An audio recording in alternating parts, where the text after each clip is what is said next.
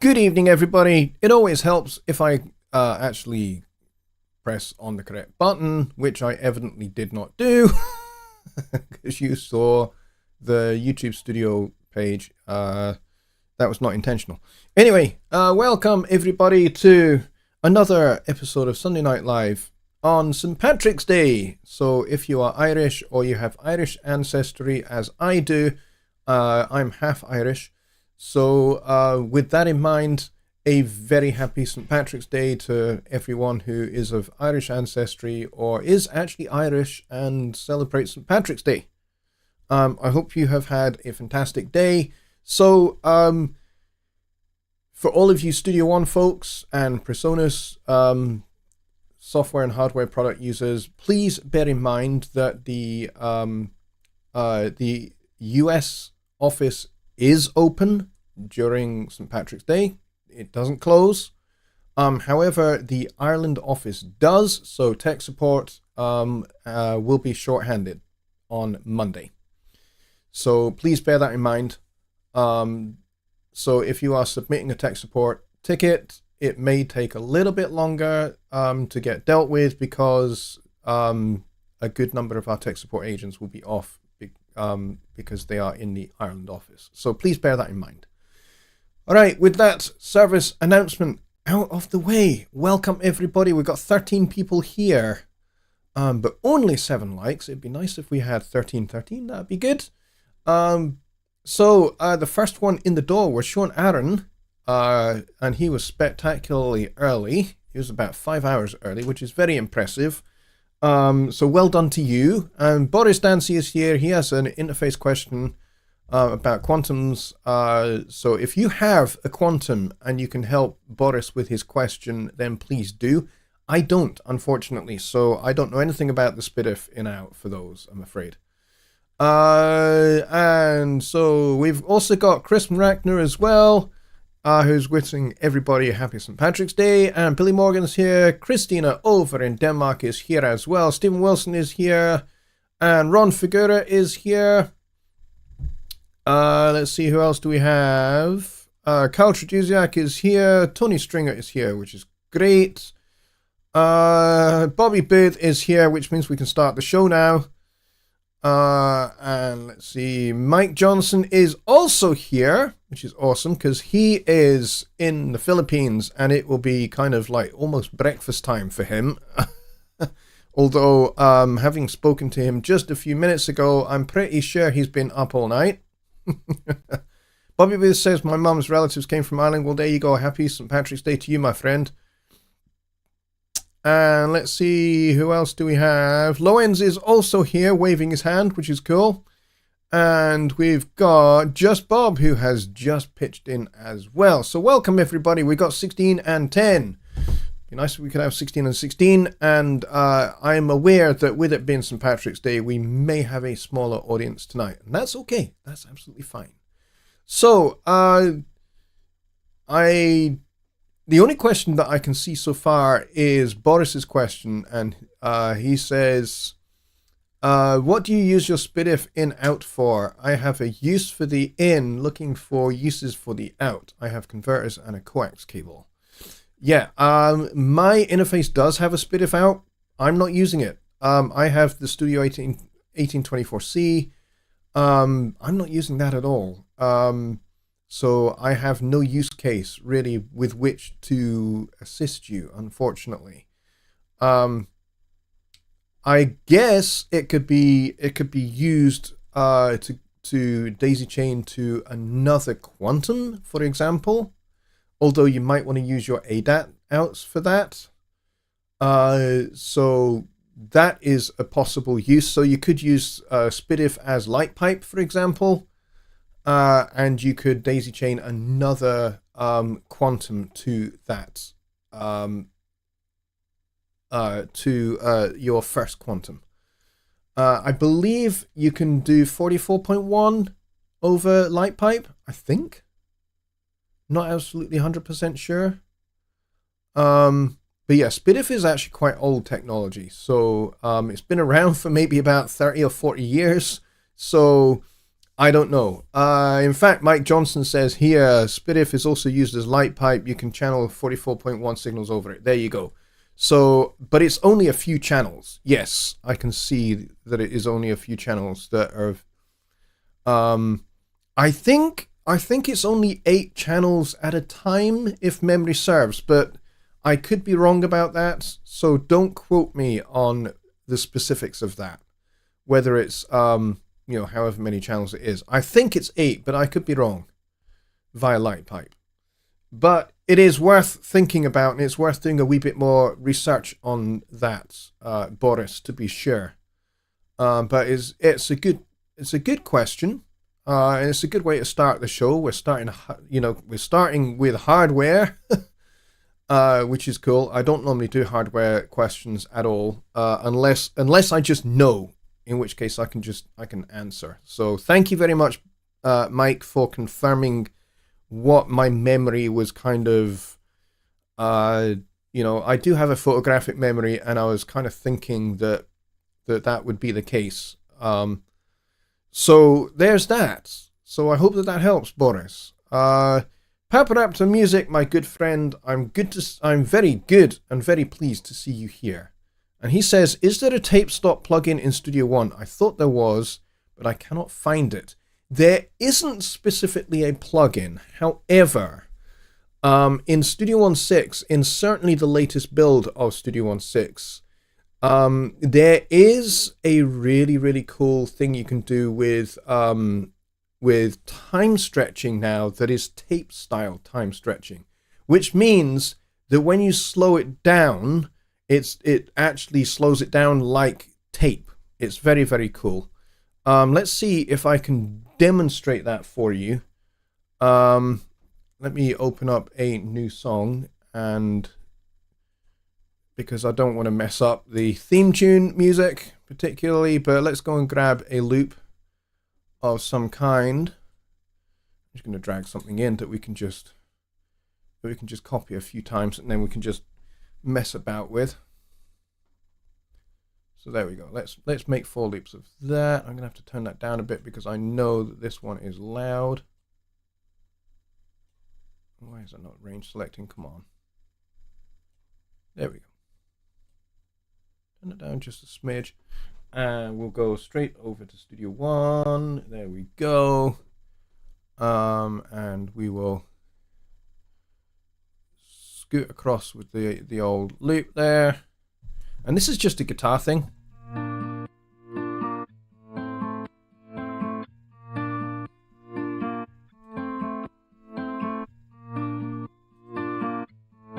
So there's this tape resampler thing here.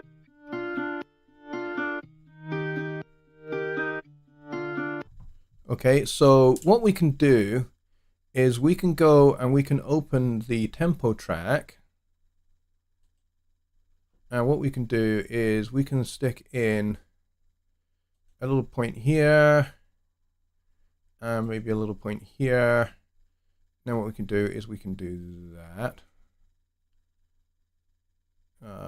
Should we do it even more? Yeah, let's do it even more. And then what we can do is we can, I didn't want to do that. Let's click off of that. And then what we can do is we can give ourselves a nice little slope down. And then this, I'm going to move this way. And then this one, I'm going to move this way. And then this one here, we will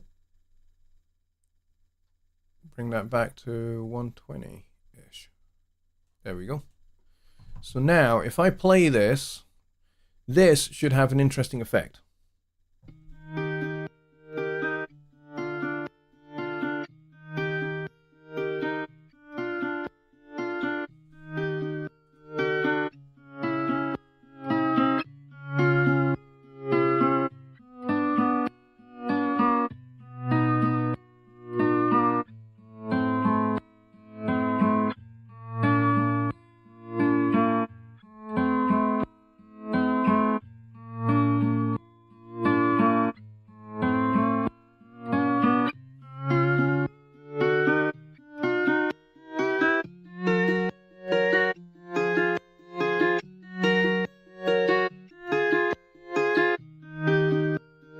So for example, let's say you wanted, let's actually just get rid of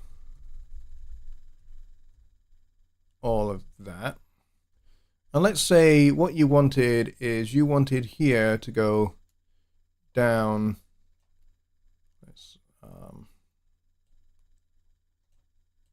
Let's set this minimum to 40, for example. And then let's grab that and drop that down. So if you wanted that kind of tape stop effect,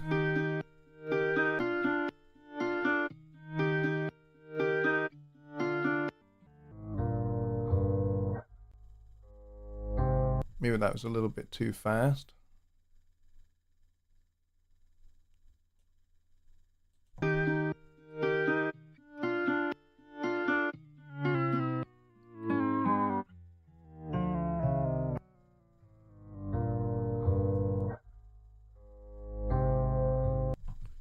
That's just kind of one example of what you can do. It's not quite the same as tape stop, but you could certainly, when you are in that particular mode, and that's time stretch, set the time stretch to tape resampler. When you're in that particular mode, any tempo effects that you do here, any tempo mapping that you do here, the audio is going to pitch up and down according to what you do. So you can go up, you can go down, and so you can make it sound like it's Munchkins, or you can make it sound really, really low and distorted if you want to. So it's not quite the same thing, but it's similar. So I hope that helps. There we go. Good question. Good question. Chris from Reactor says, can you give another overview of the lyric function, specifically how to add lyrics to an audio track? Lyrics. Okay, so here's the fun thing with the lyrics track. The lyrics track is a global track, much like this tempo track is, okay? So I'm actually going to undo all of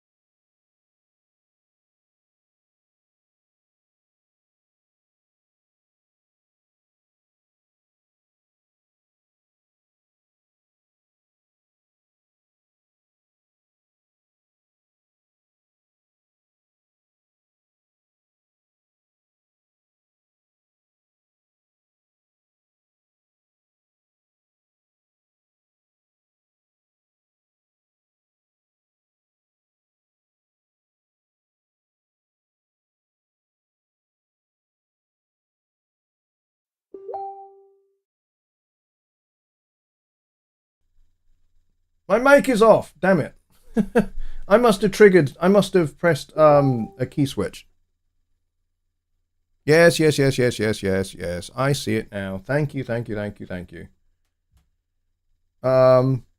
guys. I must have accidentally triggered something that shut my mic off. Sorry about that, guys.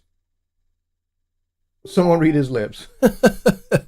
All right, so I hope you can hear me now. So you guys should be able to hear me now.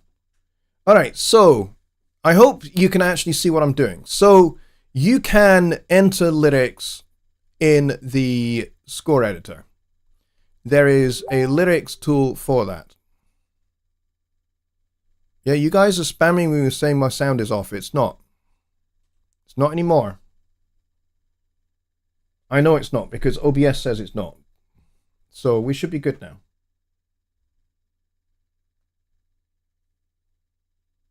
Okay, can you guys hear me? Somebody just say yes in the chat, please. Okay, good. Thank you, Billy Morgan. All right, so to recap, there is this lyrics tool in the score editor, okay? And you just simply click on the note and then you can just press spacebar and it will automatically take you to the next note so that all of your lyrics line up under your notes. Thank you guys, I appreciate it. Sorry about that. Now you'll see that in the lyrics display, I can make this wide. I can go all the way back to the beginning. Let's mute that track there. And I can make this a wee bit wider. But one of the things we can do is we can go here. We can change the font size. Let's say 40. And that makes the font size a wee bit bigger. And let's center justify it because that's kind of what we're used to. Now notice you can actually set this a heading quarters. So, although let's not let me click on it. But we won't worry about that. Now you'll notice here that it says lyrics display presence. This tells you that we are writing this in this is the lyrics display for this track in the score view. Okay. Now, if I click on global, see, there's nothing there. And that's because these lyrics were written into the score here. Now, what I can do is I can copy and paste these lyrics up into the global view. So if I close out of that, if I go and grab those, will it let me copy those? Yes, it will. If I go over here, I should. Oh, it won't let me paste them. That's annoying. Why won't it let me paste them?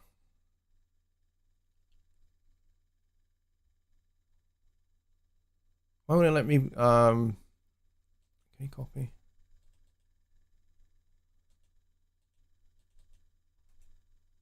Paste. Okay, let's go and see what that's done. So if I now go back to the lyrics view, let's see if this has worked. Lyrics display. It did not work. Okay, I don't know why that didn't work. Paste.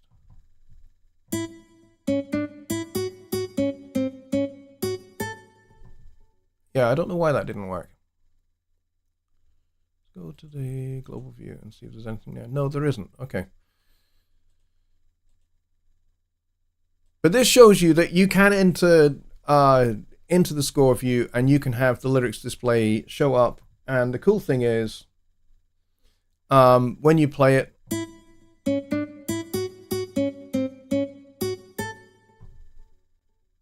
it grays out after it's played that line. Okay, so it's blue for the note or what have you that it's on. And it's blue, it's blue for the note that you're on, and it's white for the note yet to come, and then it's gray for when it's done. Okay? So in this case, I've done it per note because we're using the score view to do it. But let's say we don't have any of that. Let's go and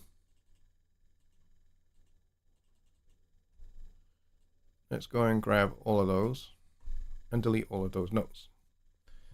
And then let's say what we do is we go into the score editor here, into the lyrics editor, and we go, I am a total nutter for you. Now, why is that not showed up? Let's go and find that out. There we go. Okay, so now they're in the global view. Now you'll see the whole line goes blue instead of it being note for note. Now we are seeing that going blue too late, so let's move it.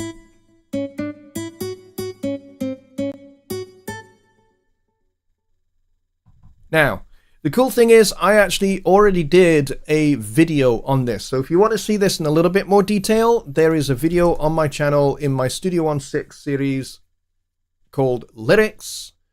I think it's just called Lyrics or Lyrics View or Lyrics Display, something like that. And you can go and watch that there.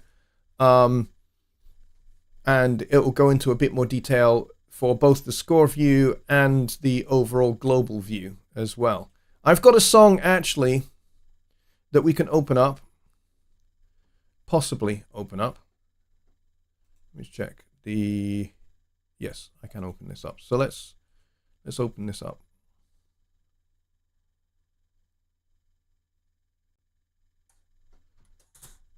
And you can see here that this has actually got all my lyrics already in. So if I go to the lyrics display, you'll see all of my lyrics are already in for the whole song. So watch what happens when I play the song from just before the verse. When everything's against me, my back against the wall, holding all the words, 'cause I feel 2 feet tall. I'll stand and shout, no holding back. Do or die, gonna dig myself a hole. Okay, so that gives you an idea of how this will work. So you'll see that this is in the global view. There is no score view for this particular song. Not using it, so that's why it doesn't show up as an option in the lyrics display. But otherwise, this works. Now, how did I get these lyrics into here?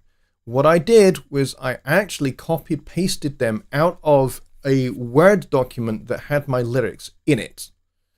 And now here's the caveat.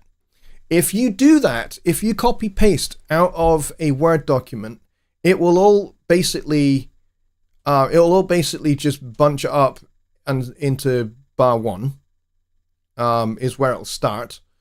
And that might not be where your words actually start. So in this particular case, what I did was I used the editing feature in the lyrics display here with this little thing here. And if I select the grid view,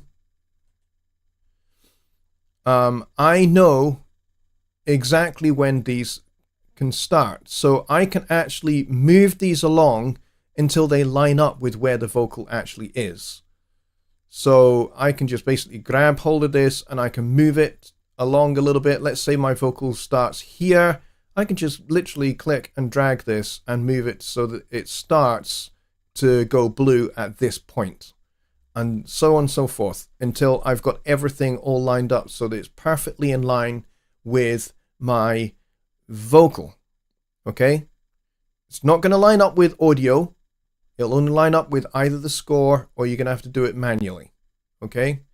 But it does work pretty well. And there's this text field for input methods as well, which is a little handy thing to check out. You can check that out in the video that I did. And also, there's a really good section on the lyrics display in the user manual as well, actually, that goes into a lot of detail on this too.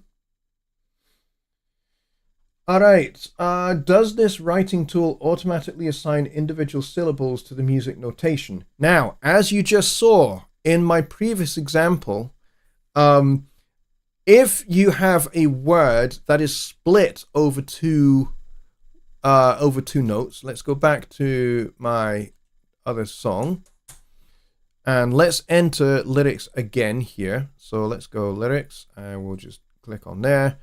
So I am going to write these lyrics in once more. So I'm going to go I am I can't even remember what I wrote. But let's say the word there is total over those two notes. Two syllables. So we go T-O and you do a dash total like that. Now see how those two words have lined up exactly under those two notes. So if I go total and then we'll hit space again. Now we want to do another two syllable word here. So let's say utter. All right. So if I go ut and then go ter. I am total and utter mad and then we'll do crazy for this one. So we go cray dash zy and then we'll do an exclamation point. All right. And there you go. So all of those line up with each note. So see how you got the hyphen and then the ter is there, the ut is there, and same with toe, tal, and then crazy. So it's kind of automatic. You have to put the hyphen in. That's all you have to do, and they line up. So if you've got multiple syllables, you can do that. Okay, let's see what else we've got. How to assign individual syllables of text to the right notes. There, right there. I've just shown you, so you should have that now.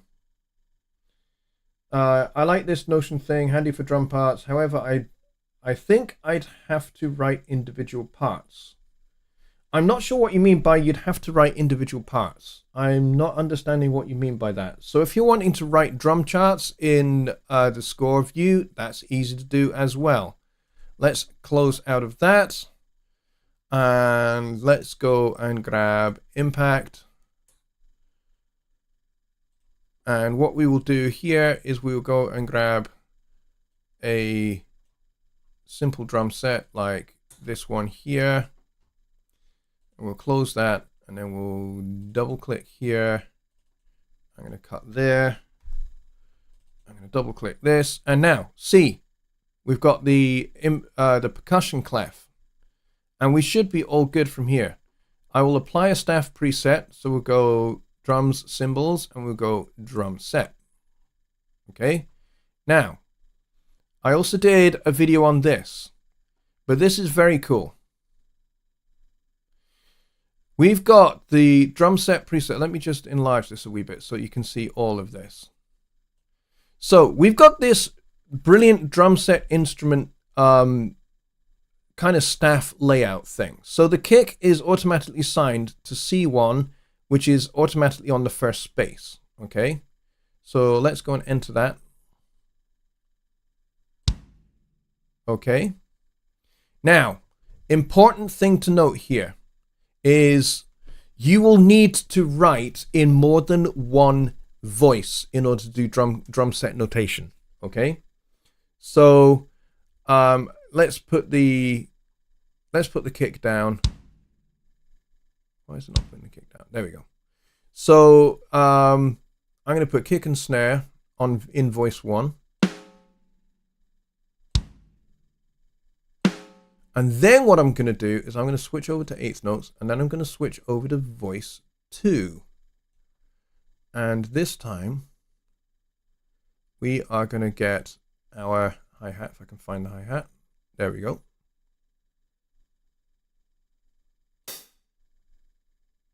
Come on now.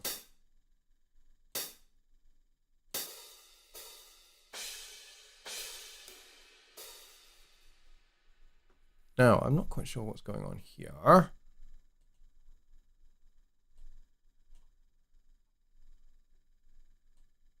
move along a little bit.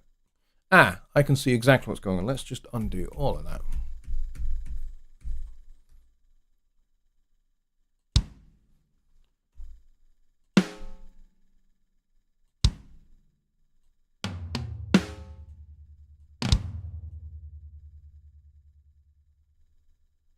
Actually, I think I've just done something silly. It should be in voice 1.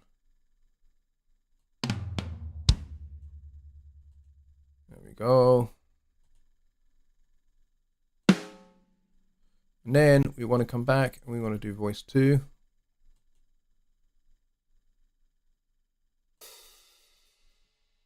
Okay, why is this doing this?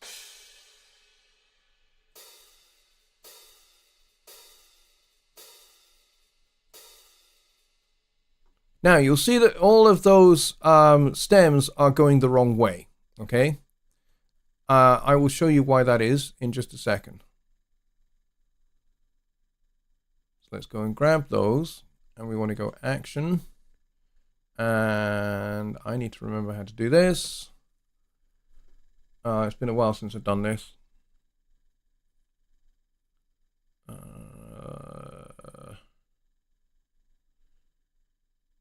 Sorry, voice 2. Okay, that did not work.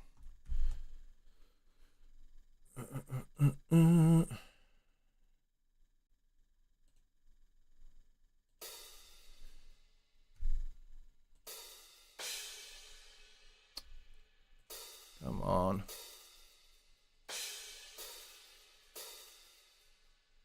Oh, for God's sake. I keep on not holding the shift button down correctly, and that's causing this particular problem.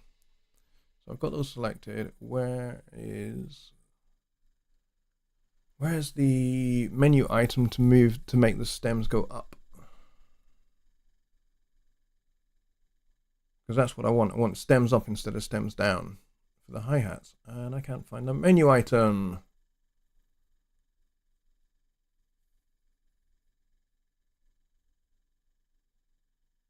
What the heck? It's not there. Okay, this is getting frustrating.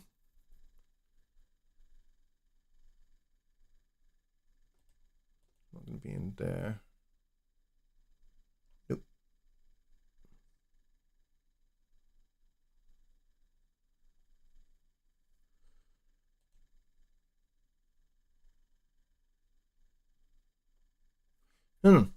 I don't know why there's no menu item for making the stems go up, which is what we want for the hi-hats. We want the stems to go up, not down.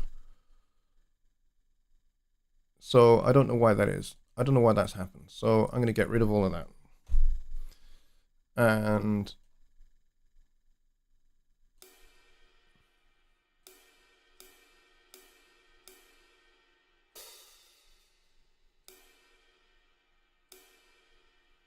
okay, that will do. Voice 1. Yeah, okay, this is weird. Okay, I'm not quite sure what's going on here. Assign MIDI notes, I think, to staff. That's not the problem. The problem is, as soon as I enter in voice 1, it's making the stems of voice 2 flip, and I don't know why it's doing that.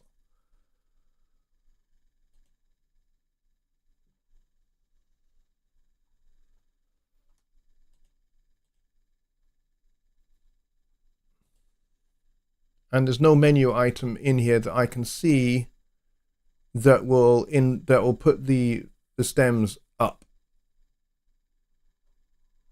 So I don't know why that's doing that. Could be that we've just uncovered a bug in Studio One 6.5. Yeah, I don't know why that is. So sorry about that. I don't know why this is happening, and I don't know why there's no menu item to flip my stems, because there should be. Yeah, switch staff. That's not what I want. I want stems. I want stems. That's what I want. I want stems to go the other way. And there's no option for that here.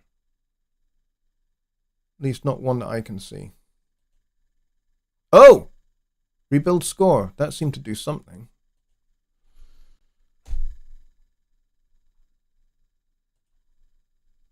Let's try that now.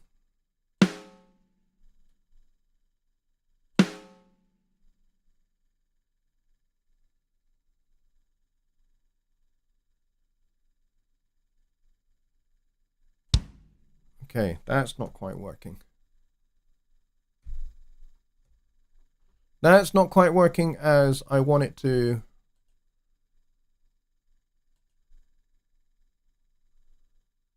I want that to be on. Why won't it let me do that on? What the hell? Why won't it let me put that on beat 3? Oh, I know why. Because it thinks that those should be. Those shouldn't be there. I don't know.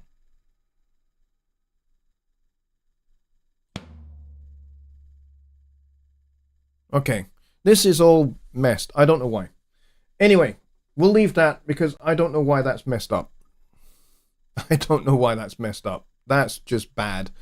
I will try and figure out why that is getting so messed up. It's entirely possible that we've just encountered a bug with multi-voice in entering drums. So I'm sorry about that. Nothing I can really do about that. It's messing up every time I try and put in notation. So it's borked. I don't know why. Neil says we should never assume it's a bug in Studio One. Score editor and manual likely have the answer. Neil, I actually work with this software as a Presonus employee, so I kind of I know a little bit more about what is and isn't a bug because I actually work behind the scenes in Studio One. So I think I'm pretty qualified to make a call on whether this is a bug or not. So now, like I said, I'm not 100% sure it's a bug. I'm not saying it's a bug. I'm saying it might be a bug because basically anytime I'm trying to enter notation into the score editor in multiple voices, it's messing up the notation. And that's not right. That's not expected behavior. So whether that's a bug or not is another question. It needs a little bit more functional testing to be sure, but it's certainly what we were witnessing there is not correct. That's not correct behavior. And that certainly is not expected behavior when you enter notation. For example, if I do the same thing in Notion Mobile, which is written on the same codebase, and if I go new score here, and if I go drum set, I'll add that. So we've got exactly the same thing in Notion Mobile, okay? Notion Mobile and Studio One are written on the same code base. Okay? So let's go and do this in here. So in voice 1, we'll do hi-hats or ride cymbal, doesn't matter which.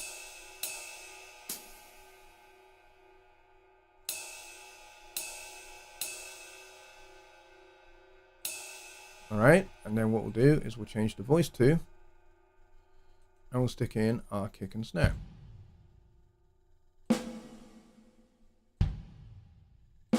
Now, that we see there on the screen is exactly what I was trying to do in Studio One. Notion Mobile and Studio One are written on the same code base, so there is definitely, therefore, logically, by logical deduction, there is an issue in the score editor in Studio One.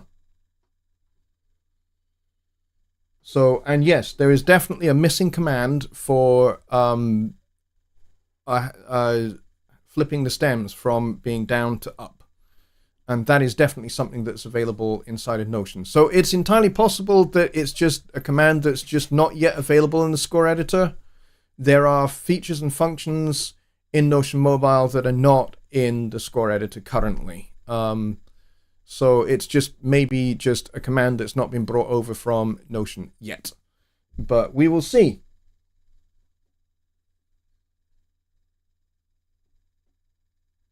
Neil says, fair enough, being a Presonus employee, having found a bug is a good thing because it can be brought up to be fixed so it won't be encountered by users. Yeah, absolutely. I mean, it's entirely possible that other users have actually encountered this. They just haven't reported it. Or maybe they just haven't seen it the way I've just seen it. And the way you guys have just seen it. You guys have just seen that that was not correct behavior. And you've now seen correct behavior in Notion Mobile. So I can absolutely make this a ticket and I can assign it directly to a developer. That's one of the perks of the job. For sure. But yeah, sorry about that, guys. That was actually a complete pain in the butt. And that really shouldn't have been a pain in the butt, but it ended up being. But yeah, drum set notation in the score editor does not currently appear to work as you would expect. However, if you were to, kind of play something in, it should show correctly in the score editor. So if we were to mute everything, and if we were to just tap out that rhythm on here, it should work. So we should be able to get the click going, give ourselves a nice count in.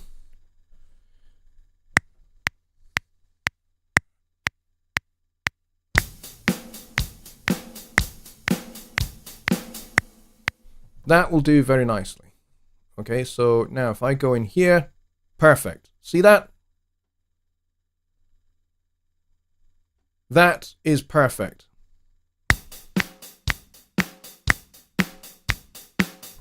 Now, if I flip over to the note editor for just a second, I actually played that pretty darn accurately. But if I was to go Control A and give that an eighth note quantize, and then deselect, and then go back over to the score editor. That worked out perfectly. And it also displays perfectly in the score editor. So it does actually work if you play it in first. All right? So, and then of course you can print this out. So you could complete your whole track for everybody and it would just work. Okay? So I could just take this and I could duplicate it a few times. Okay, and then,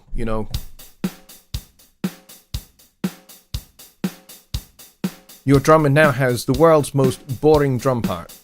But let's say we want to see this in the view for how a drummer would see it on a drum chart.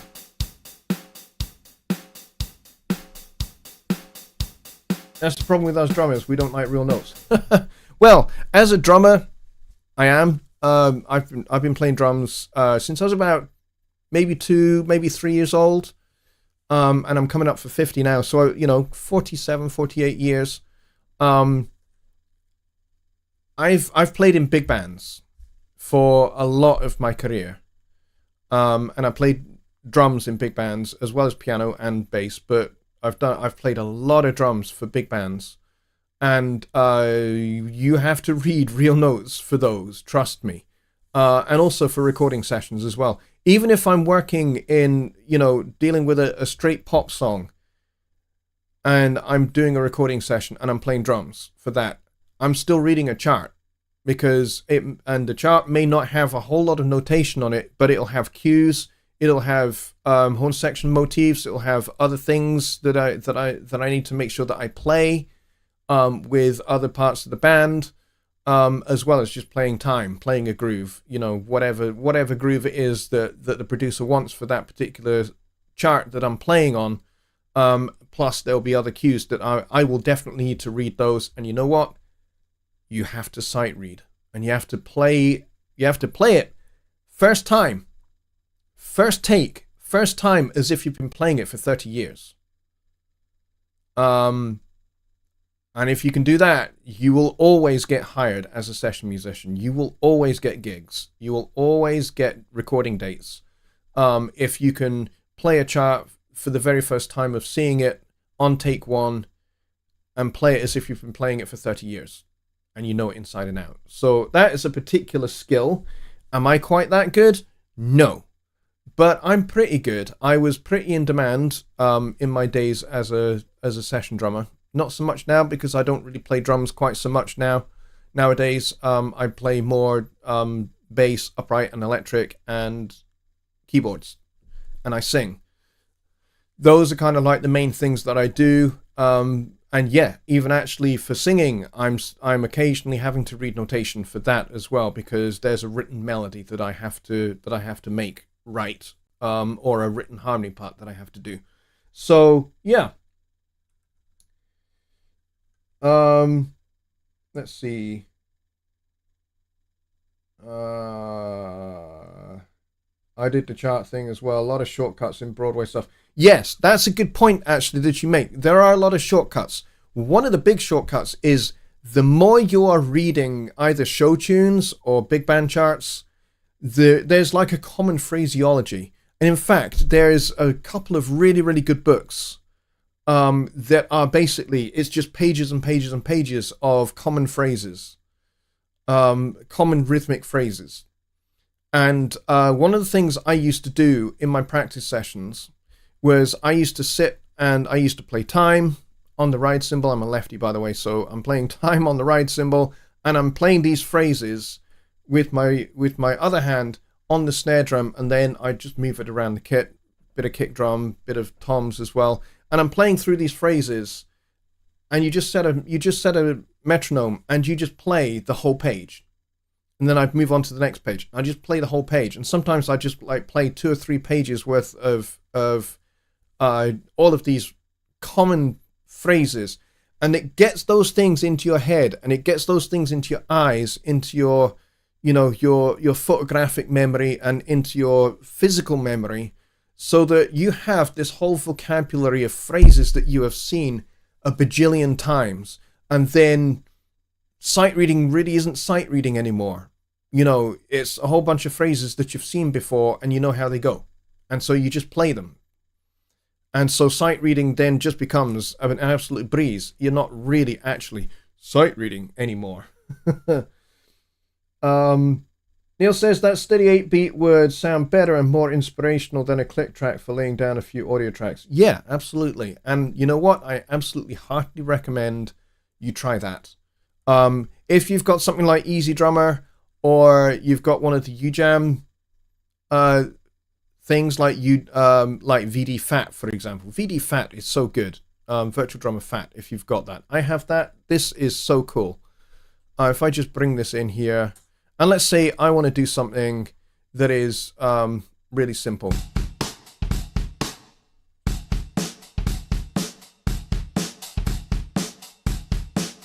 Let's see. Can we do something even?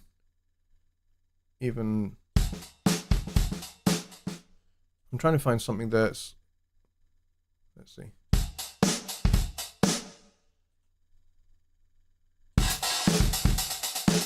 Not that.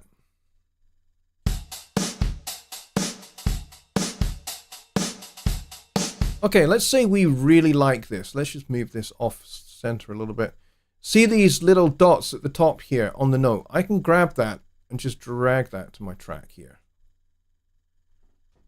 And then, having done that, I can double click this. Now, all the mapping is wonky, okay? Don't believe this mapping, okay? The mapping is just all borked, okay? So let's go and see if we can, kind of help ourselves a little bit by applying that. There you go. That kind of tidies things up a little bit.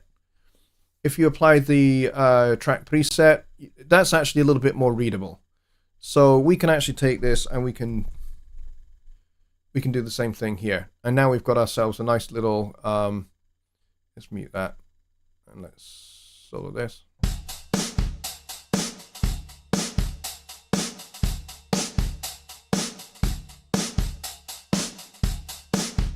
And again, that's just perfectly readable now. Now, you can just use that as a click track instead. Just grab one of those out of VD Fat, drag it in, duplicate it to the end of your song, boom, you're off to the races, and you can just play along to that.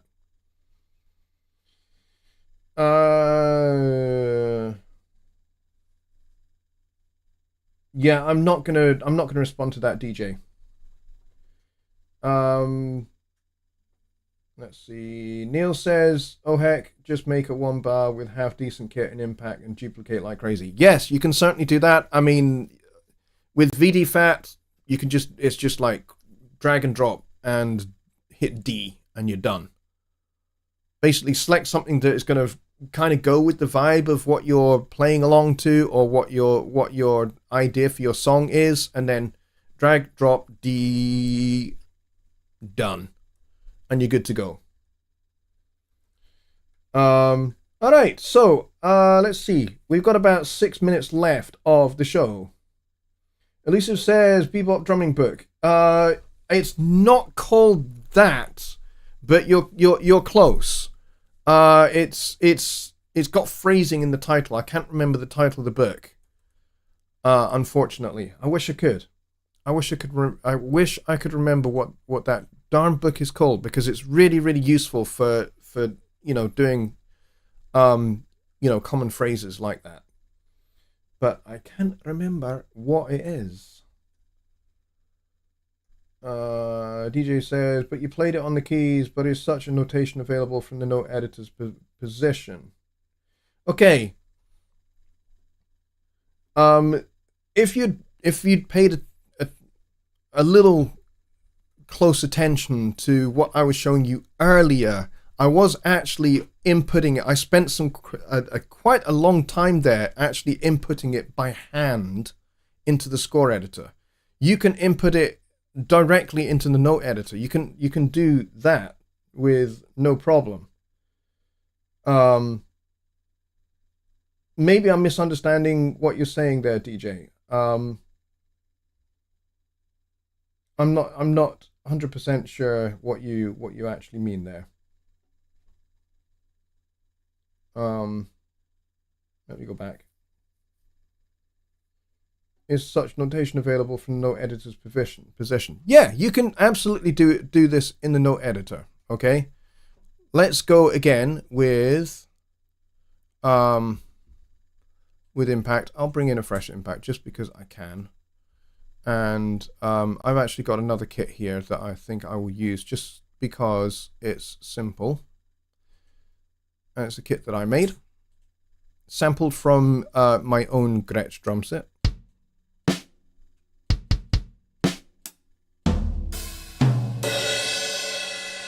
Okay, that's actually my own Gretsch drum set. So I'm going to double click that and I'm going to reduce that down. And I'm going to do that. And I'm going to go over to the note editor. I'm going to close out these lanes because we don't need them. We just need just the one. There is actually a drum editor that we could use. So I could set this to 16th notes, and I could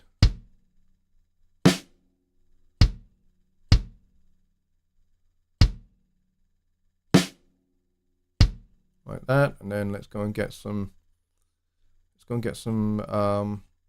hi-hats. And I could just go like that. And now we've got 16th note hi-hats.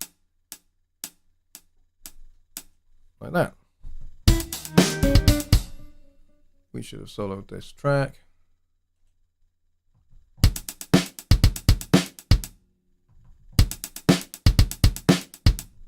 This one's a little bit too quiet.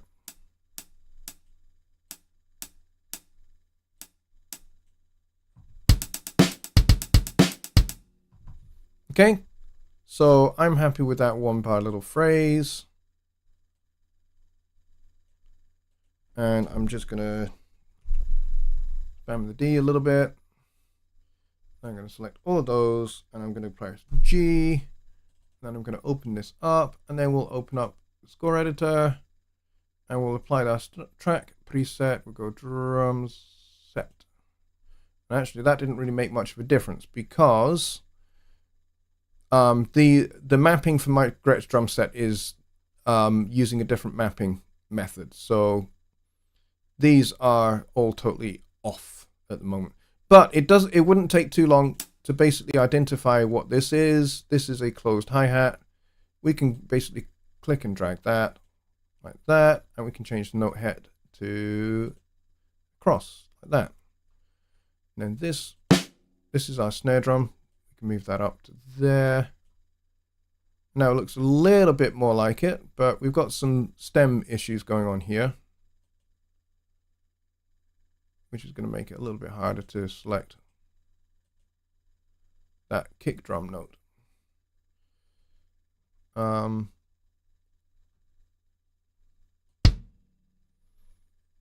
those are all good. Yep. But as you can see, there's a lot of possibilities for different things that you can do. So you can write it all in the note editor here. You can use the score editor. You can do whatever you like. But one of the things I did show was, as you can see, you can't reverse the stems. Okay, so I can't select these, and I could maybe try sending to voice 1 and see what that does.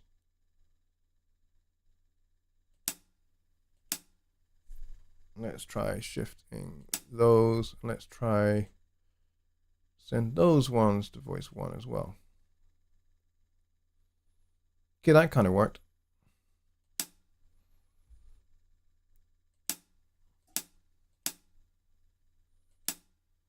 I'm going to send those to voice 1. Okay, that kind of works a little bit better.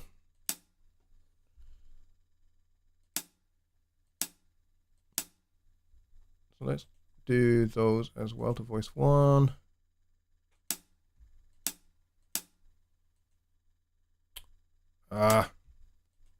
Oh, come on.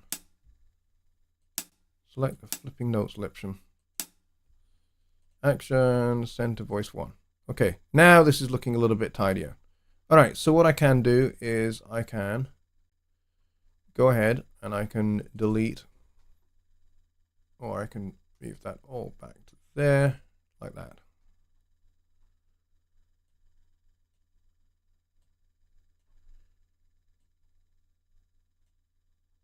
And then I can just duplicate that. And now we've got ourselves a little bit more of a readable chart.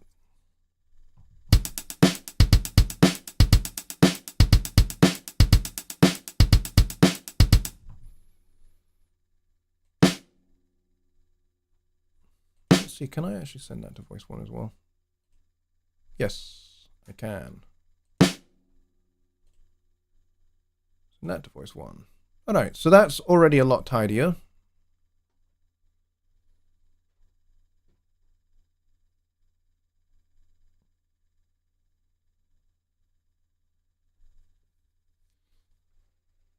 Yeah, so DJ, your solution is write everything in the drum editor. Write everything in the drum editor, and then when you open it, providing the mapping is correct for the particular drum instrument you're using, then it should show up correctly. Okay? It should show up correctly, providing the mapping is done correctly. Now, my Gretsch kit wasn't, so we had to basically move things around so that they were on the right parts of the stave, and then it's a matter of making sure that everything is in the correct voice. In this case, nothing was in the correct voice. Most of it was in voice 3. So once I worked that out, it was a case of selecting all the hi-hats, putting them into voice 1, and then I can do the same with the snare drum. I could just quite easily just go through and hit all of these snare drums and put them into voice 1. And then the kick drum can stay in voice 2 if we want.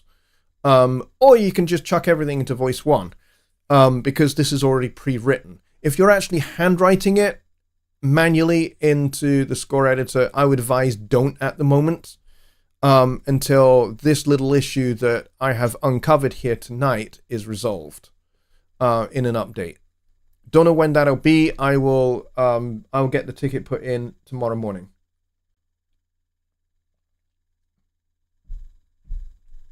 But no, this is what this show is for, guys. This show is for answering questions to do with how we use Studio One. And so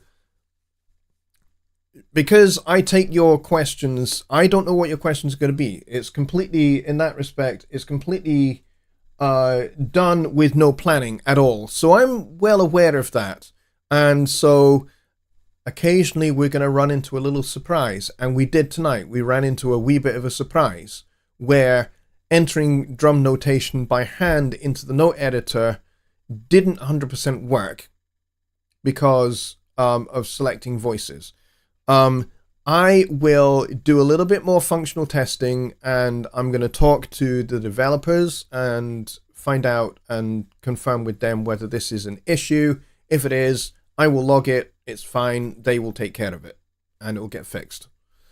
All right. So I hope you understand that sometimes we find something, we just uncover something in the process of answering one of your questions. We go, oh, that might be a bug.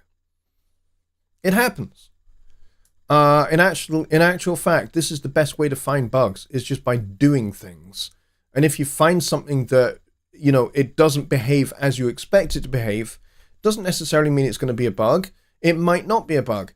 It might be that you just have a certain expectation that is not correct. It's not by design. You're expecting it to work one particular way and it doesn't work that particular way. It could just be that your use intention is not by design, so therefore it's not going to do that. In that case, that wouldn't be a bug. However, sometimes unexpected behavior is a bug, because it doesn't do what it should do. So in this case, when we were entering drum notation, it should have done a certain thing, and it didn't. And also, there was no way for me to get the stems to go in the correct direction, because in the action menu, there is a switch staff menu item, which is very cool, because this is not in Notion 6, by the way. Which basically, if you're working on a grand staff like for piano, and you've got a whole bunch of notes that really should be in the bass clef, but they are in treble clef with like a whole load of ledger lines, you can just select that note and switch staff, and that note will go into the bass clef. Tidies it up instantly. Okay? So there are some very powerful options here in the score editor, but the score editor is definitely not yet the finished deal. It's not the fully realized product yet. And to be fair, Studio One isn't like the fully realized thing either. Because if it was, the developers would go, great, we now have a DAW that has all the features that we could ever possibly want to put in it. Everything works. Everything is great. We can stop. And they would. But, you know, developing DAWs doesn't work that way. You know, there's always ways in which we can tidy it up, we can improve it, we can make it look better, we can make the user experience better, we can make the UI better. You know, there's functionality that can be improved, can be made easier, you know, fewer steps. We can do all of that stuff. We can change all of that stuff. And also, you know, there's features that other DAWs have that Studio One doesn't have that we could certainly add. And that's what feature requests is all about. So anyway, I'm kind of getting on my high horse here now. I'm beginning to preach a wee bit, and I don't want to do that. So yes, there was some fun stuff going on here, Secret Squirrel, for sure. And yeah, we may well have uncovered a small little issue. But anyway, thank you very much, everybody, for the great questions.